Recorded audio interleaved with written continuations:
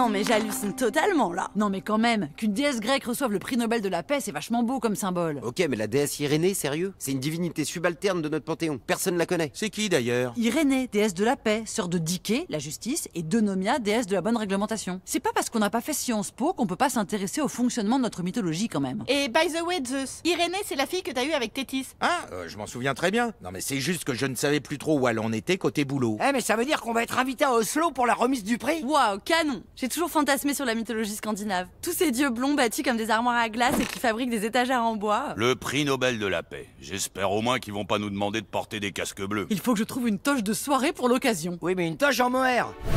Parce qu'il fait super froid. Heureusement qu'il y a un voiturier pour le Drakkar, sinon on aurait galéré pour se garer en fond de fjord. Waouh, c'est carrément somptueux cette mythologie. Regardez-moi toutes ces petites bougies. On se croirait dans la Reine des Neiges. Et vous avez vu la taille des divinités? À côté d'eux, nos géants, ils font élèves de CM2. Non mais c'est leur alimentation aussi. Ils mangent que des boulettes de reine, c'est normal. Par contre, le look sandales chaussettes, je suis pas sûr, Oula, regardez la tronche du comité d'accueil.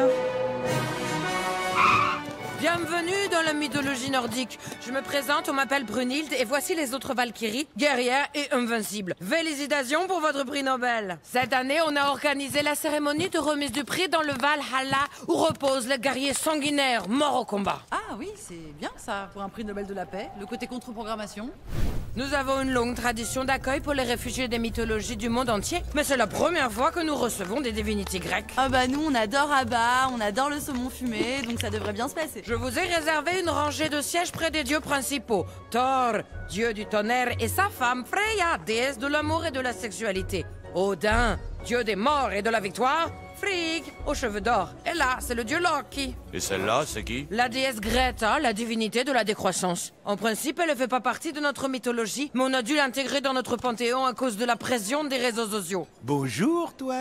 Elle est bien mignonne cette petite. Monsieur Zeus, je ne suis pas sûr que... Je parie que tu as été bien sage cette année. Qu'est-ce que tu as commandé au Père Noël? Un Pégase à 380 pour faire le tour de la mythologie en 24 heures chrono? Un quad? How dare you!